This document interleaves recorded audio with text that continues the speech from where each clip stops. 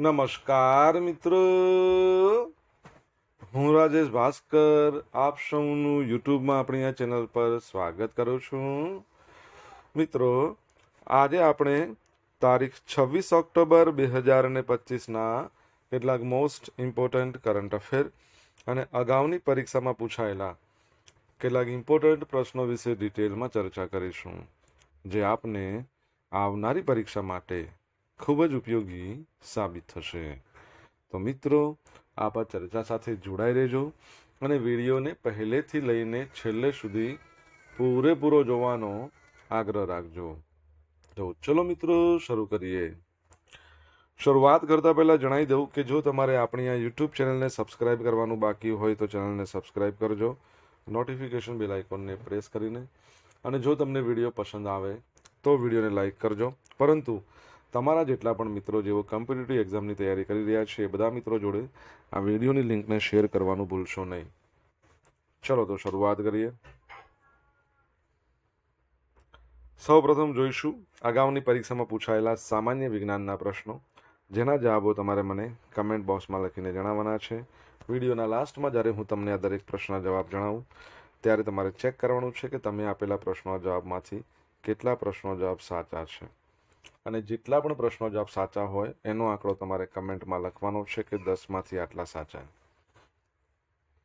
Daily GK ટેસ્ટમાં આપણે રોજ 10 પ્રશ્નો પૂછીએ છીએ, એમાંથી 5 પ્રશ્નો સામાન્ય વિજ્ઞાનના છે. બાકીના જે 5 પ્રશ્નો છે એ ગુજરાતના ઇતિહાસના છે. તો તમે તમારો આન્સર આપો નીચે કમેન્ટ બોક્સમાં, અને હું આજના કરંટ અફેરનો પ્રથમ પ્રશ્ન છે એની શરૂઆત કરું છું.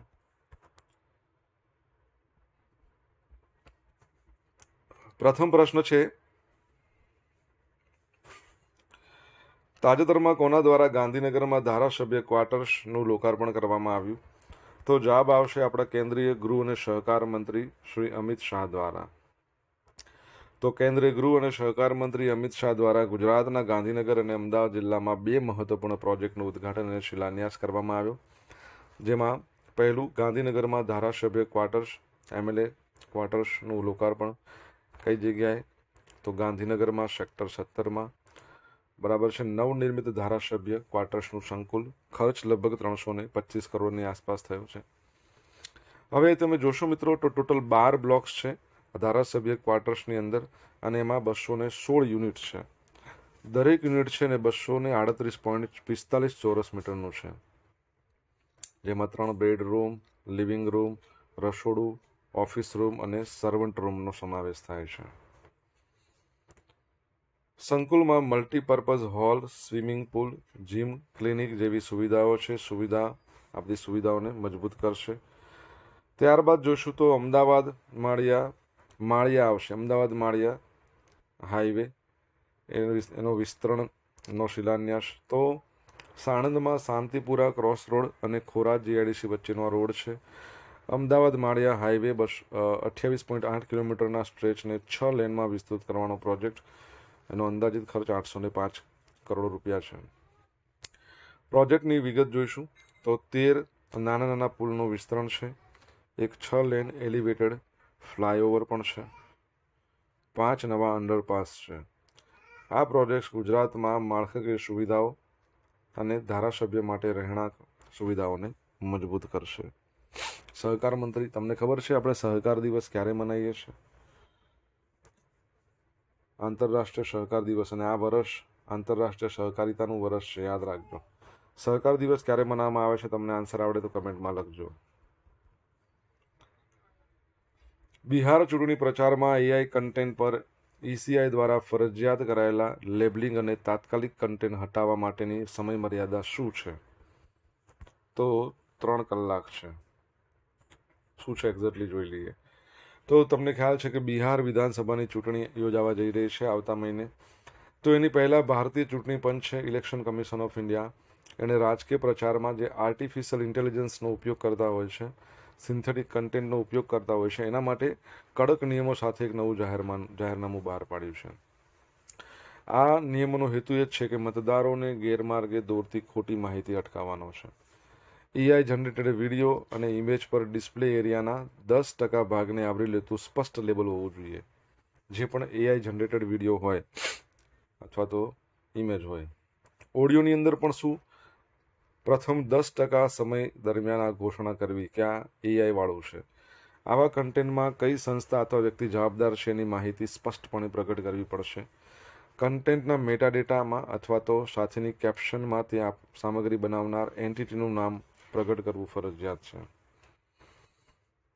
ગેરકાયદેસર કન્ટેન્ટને દૂર કરવા રાજકીય પક્ષોને માત્ર 3 કલાકનો સમય મળશે. તમામ રાજકીય પક્ષો તેમના દ્વારા ઉપયોગમાં લેવામાં આવેલ તમામ એઆઈ જનરેટર પ્રચાર સામગ્રીનો આંતરિક રેકોર્ડ જાળવવો પડશે. આ નિયમોનો અમલ બિહાર વિધાનસભાની ચૂંટણીમાં ટેકનોલોજીના દુરુપયોગને અટકાવવા અને ચૂંટણી પ્રક્રિયાની પારદર્શિકતા જાળવવામાં મદદ કરશે. બરાબર છે. ઇલેક્શન કમિશન ઓફ ઇન્ડિયા તમને ખબર છે ને, એની સ્થાપના 25 જાન્યુઆરી 1950 સુકુમાર સેન પ્રથમ મુખ્ય ઇલેક્શન કમિશનર હતા. હાલમાં મુખ્ય ચીફ ઇલેક્શન કમિશનર કોણ છે તમારે કહેવાનું છે. બરાબર છે. અને એમાં અન્ય 2 ચૂંટણી કમિશનર પણ હોય છે, SS સંધુ બરાબર છે ને વિવેક જોશી છે. 25 જાન્યુઆરી છે રાષ્ટ્રીય મતદાતા દિવસ કહેવાય છે ભારતની અંદર. 25 જાન્યુઆરીને રાષ્ટ્રીય પ્રવાસન દિવસ પણ કહેવાય છે, એ પણ યાદ રાખજો. ITBP રાઇઝિંગ ડે કહો તો પણ ચાલે, 24 ઓક્ટોબર. તો દર વર્ષે 24 ઓક્ટોબરના રોજ ભારત તિબેટ સીમા પોલીસ છે ને, ઇન્ડો ટિબેટિયન બોર્ડર પોલીસ, એનો સ્થાપના દિવસ આ વખતે 63મા નંબરનો છે, મનાવવામાં આવ્યો છે. આ દળ દેશની સૌથી મુશ્કેલ અને સૌથી ઊંચી સરહદો પર સેવા આપતા જવાનોના શૌર્યને બિરદાવે છે.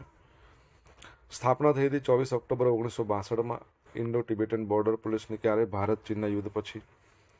કાર્યક્ષેત્ર લદ્દાખથી લઈને અરુણાચલ પ્રદેશ સુધી 3488 કિલોમીટર લાંબી ભારત ચીન સરહદની સુરક્ષા. પર્વતારોહણ અને બચાવ કામગીરીમાં વિશેષતા, સરહદી સુરક્ષા, તસ્કરી નિવારણ, હિમાલયમાં આપત્તિ રાહત મિશનમાં મહત્વની ભૂમિકા. બરાબર, આ એનું કામ છે.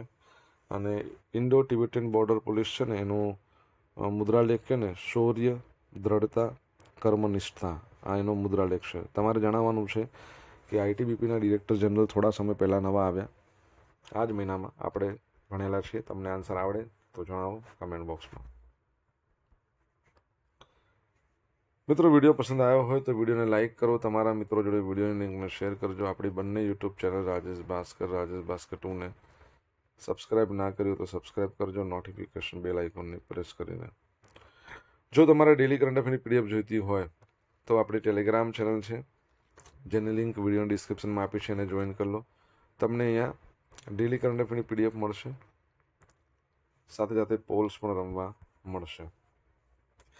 તાજેતરમાં કઈ બેંકને ન્યુયોર્ક સ્થિત આંતરરાષ્ટ્રીય પ્રકાશન ગ્લોબલ ફાઇનાન્સ દ્વારા વર્લ્ડ્સ બેસ્ટ કન્ઝ્યુમર બેંક 2025ના એવોર્ડથી સન્માનિત કરવામાં આવી છે? તો સ્ટેટ બેંક ઓફ ઇન્ડિયા.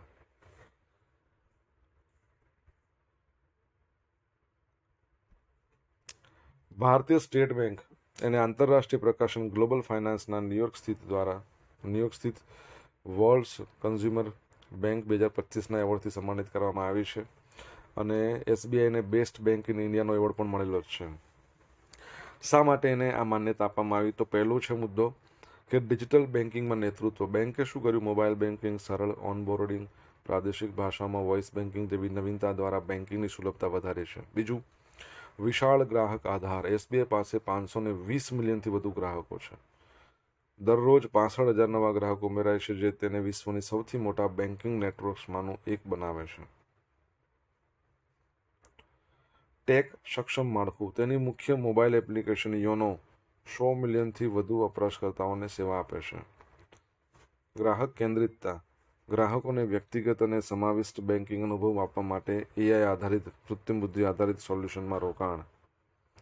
તો આ બધા મુદ્દા છે, એના કારણે એને SBIને વર્લ્ડ્સ બેસ્ટ કન્ઝ્યુમર બેંક 2025નો એવોર્ડ આપવામાં આવ્યો છે. કયા મેગેઝિન દ્વારા? ગ્લોબલ ફાઇનાન્સ દ્વારા. SBIની વાત કરીએ તો 1955ની સ્થાપના થઈ. પહેલાં તે ઇમ્પિરિયલ બેંક તરીકે જાણીતી હતી. હેડક્વાર્ટર મુંબઈ છે. તમારે એના ચેરપર્સનનું નામ જણાવવાનું છે, તમને આન્સર આવડતો હોય તો. ભારતમાં આયોજિત થનારા 2025 જુનિયર હોકી વર્લ્ડ કપ છે. બરાબર છે. એ જુનિયર હોકી વર્લ્ડ કપમાંથી તાજેતરમાં કયો દેશ છે ને સત્તાવાર રીતે પોતાનું નામ પાછું લઈ લીધું છે? તો શું આવશે? પાકિસ્તાન. કોણે લઈ લીધું છે? પાકિસ્તાન.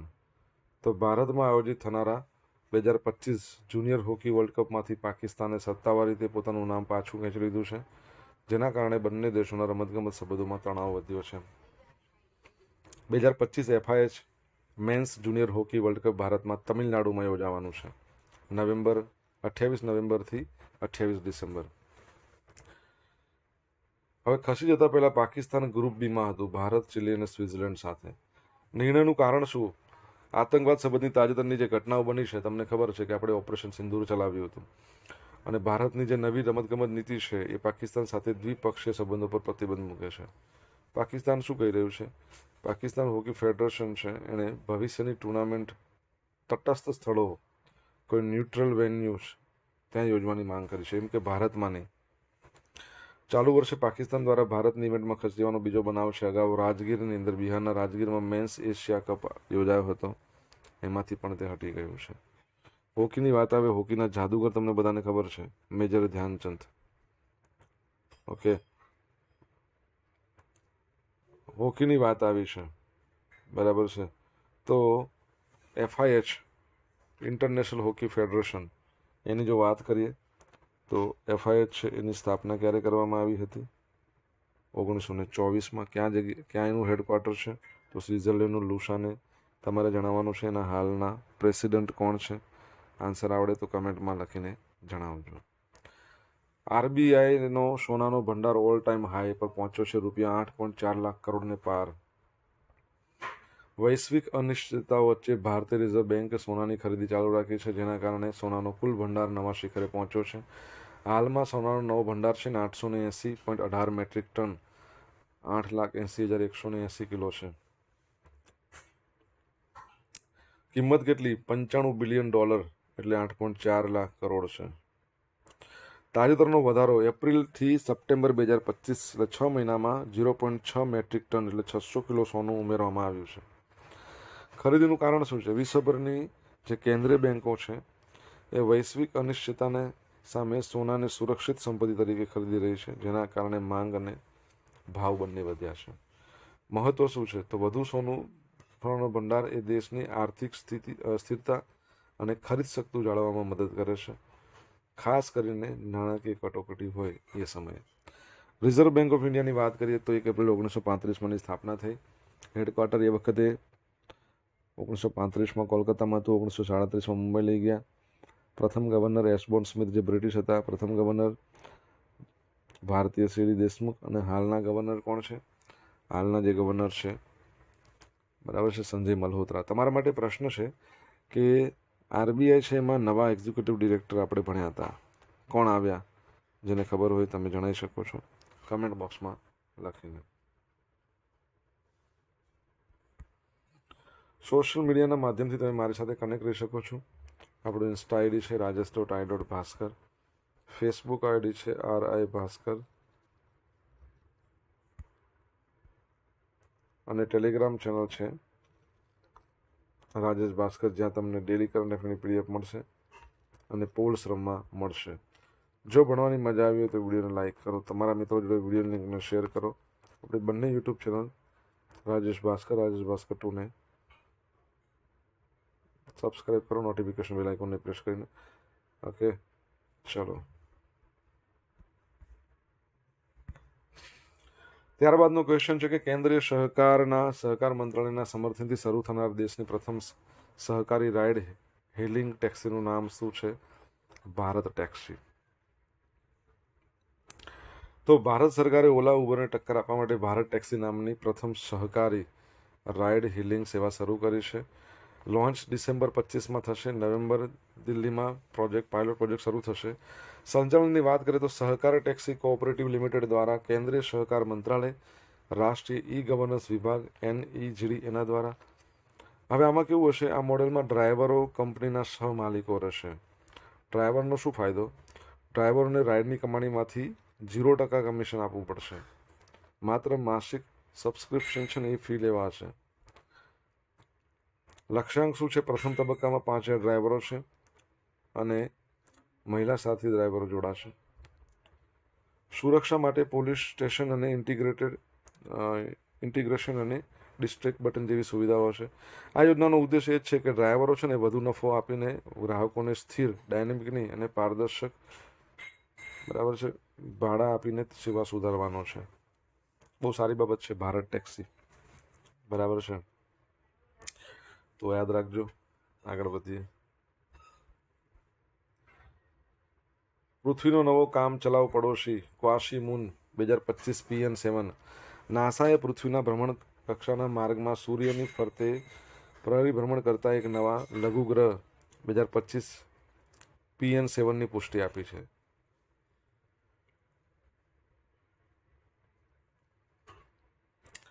ક્વાશીમૂન એને કહેવાય છે. પ્રકાર ક્વાશીમૂન, નાનો લઘુગ્રહ, લગભગ 19 મીટર પહોળો છે. શોધ પાન સ્ટાર્સ વેધશાળા હવાઈ. સમયગાળો આ પદાર્થ 1960ના દાયકાથી પૃથ્વી સાથે મળી આવેલ છે, ચાલી રહ્યો છે અને લગભગ 2038 સુધી તેની સાથે આસપાસ રહેવાનો છે. તે પૃથ્વી સાથે સૂર્યની આસપાસ સમન્વય માર્ગ વહેંચે છે, પરંતુ તે પૃથ્વીના ગુરુત્વાકર્ષણથી બંધાયેલો નથી. આ શોધ પૃથ્વીની આસપાસના અવકાશ છે, નિયર અર્થ સ્પેસ, એની જટિલ જે ગતિશીલતા છે ને એ સમજવામાં મદદ કરશે. તો તમે એને પૃથ્વીનો નવો ચંદ્ર પણ કહી શકો, બરાબર છે. ઓકે, મને કહો મૂન ડે આપણે ક્યારે મનાવીએ છીએ? કમેન્ટ બોક્સમાં લખીને જણાવજો જવાબ આવડતો હોય તો. હવે મિત્રો જોઈશું અગાઉની પરીક્ષામાં પૂછાયેલા સામાન્ય વિજ્ઞાનના પ્રશ્નો. પહેલો પ્રશ્ન, સૂર્યના પરિભ્રમણમાં સૌથી વધારે સમય નીચે પૈકી કોને લાગે છે? તો નેપચ્યુનને. પેન્સિલમાં લખવા માટે શાનો ઉપયોગ થાય છે? તો ગ્રેફાઇટ આવશે. પિત્તળ હવામાં કયા ગેસને કારણે રંગવિહીન થઈ જાય છે? તો હાઇડ્રોજન સલ્ફાઇડ. બેકિંગ સોડામાં શું છે? બેકિંગ સોડા શું હોય છે? તો સોડિયમ બાયકાર્બોનેટ. CFC ગેસના ઉત્પાદન સામે પ્રતિબંધ મૂકવા માટેની માંગ કરવામાં આવી હતી. તેનો ઉપયોગ શેમાં કરવામાં આવે છે? રેફ્રિજરેટર.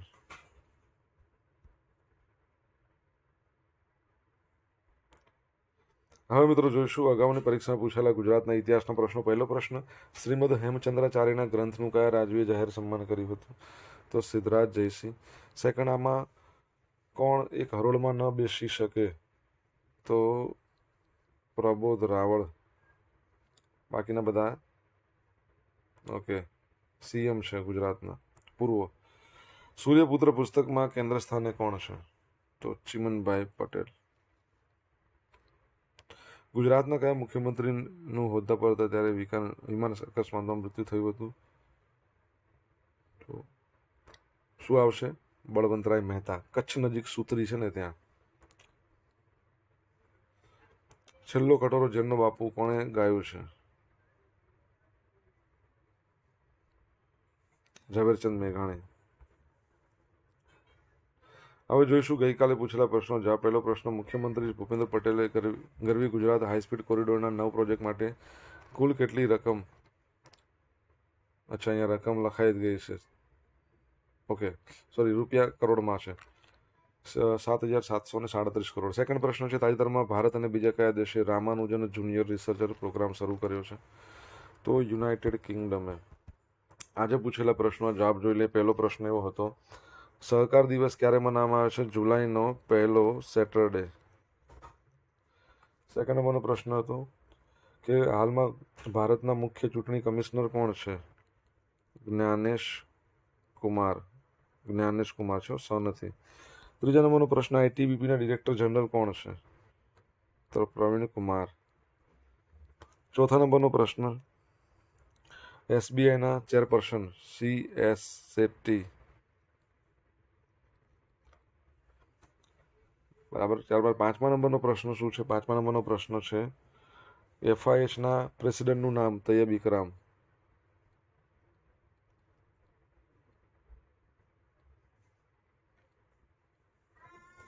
ત્યારબાદ છઠ્ઠા નંબરનો પ્રશ્ન શું છે? છઠ્ઠા નંબરનો પ્રશ્ન RBI છે, એમાં નવા જે એક્ઝિક્યુટિવ ડિરેક્ટર આવ્યા છે સોનાલી સેન ગુપ્તા, અને બીજા કોણ આવ્યા છે?